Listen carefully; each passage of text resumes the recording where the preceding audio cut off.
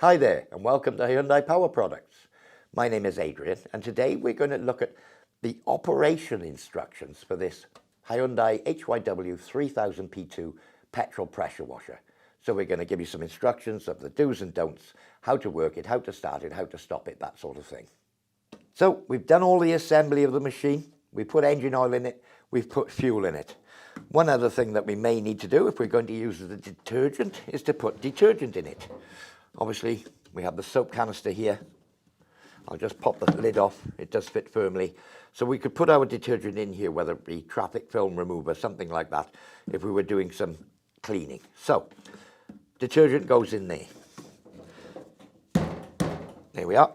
So for the detergent to operate, we would need to put the low pressure tip in the lance. Now, I've got a white one in here. I haven't started the machine. So this black tip is the one we use for detergent. It's a lower pressure, it has a much larger hole. When this tip is engaged in the end of the lance, that will then draw fluid from this tank and out into the jet of water. So adding the detergent to the surface you're cleaning. So that would be for the black tip if you were going to use the detergent. You simply pull down the little ferrule, place the tip in, release the ferrule, and that's how to change a tip. Never do that with the engine running or with the lance pulled. So when you shut an engine down, always release the pressure from the lance before changing a tip. That way it avoids accidentally getting a water injection from the end of the lance. So the main part of the controls for the unit are here on the carburetor itself. So this lever here would be the throttle. That would be at idle, and that would be at full throttle. That's the normal operating position and starting position. We have the choke here, this top grey lever, and the fuel tap below, the black lever. Towards the engine turns the fuel on, so fuel can now run from the fuel tank down and fill the float bowl of the carburetor. So to start the machine, we'd always turn the fuel on. When we finish the machine, using it, especially if you're going to be transporting the machine, I'd always recommend turning the fuel off again. So, fuel switched on, ready to roll. So, choke off, choke on. For a cold start, and on most starts we need to turn the choke on. So the choke fully this way, away from the engine. Once the engine has started, we can push the choke back towards the engine. So both levers back towards the engine would be the normal operating position. Choke this way to start, that way to stop.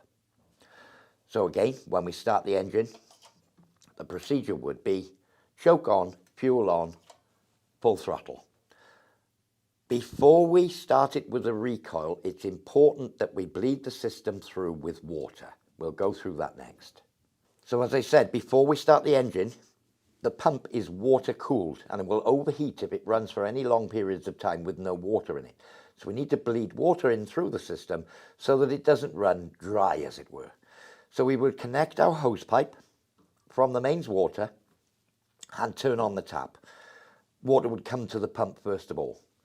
The next thing we would need to do, without the engine running, as I said, let's just bring this over for you, would be to pull the trigger.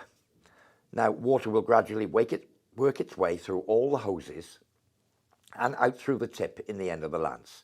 And you will hear the bubbles and air coming out. Just as a little point while we're at this stage is there's a little safety red tab on this trigger.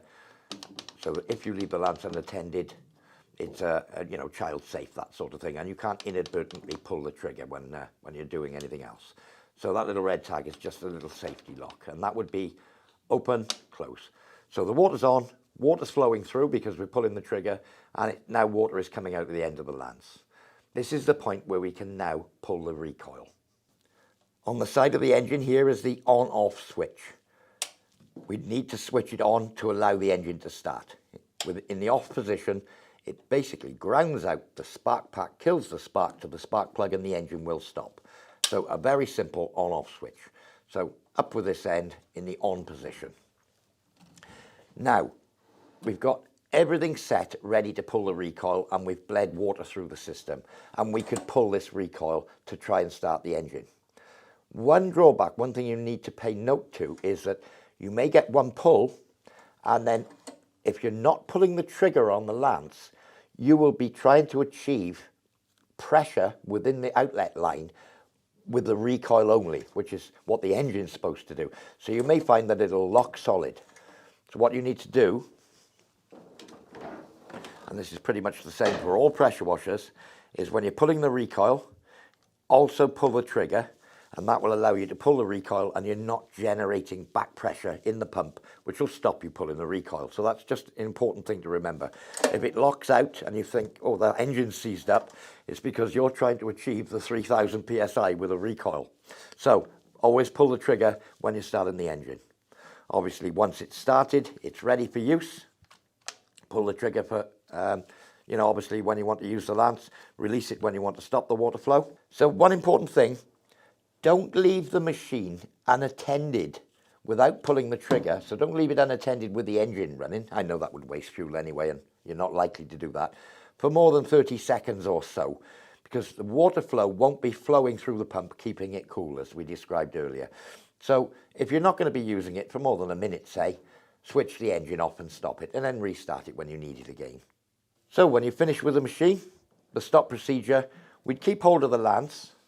We could drop the throttle down to an idle for a few seconds until the engine settles at an idle speed, keeping hold of the lance again, and we'll just switch the engine off. Okay? That would ensure, if we do that procedure, that there's no pressure in the system. If we were to do it the other way, leave the throttle full out and just switch the engine off, we'll still have pressure in this line. And if you forget about that and you go to disconnect any of these connections, we would have a sudden release of high pressure. So if you have forgotten, make sure you pull the trigger to relieve any pressure in the system before attempting to disconnect any of the unions. So, having gone through all the controls and correct methods of use, can I just draw your attention back to the user manual? Now, there's a lot of health and safety information in this manual, and it is very important. A pressure washer can be a very dangerous tool. We're dealing with very high pressures, and a direct water jet can actually inject the skin with water when we don't want to go down that road. And of course, keep other people, pets, animals, that sort of thing, well out of the way when you're using your pressure washer. Well, I do hope you found this demonstration useful. For more information on this or any of our other products, visit www.hyundaipowerproducts.co.uk. I've been Adrian, and thank you for watching.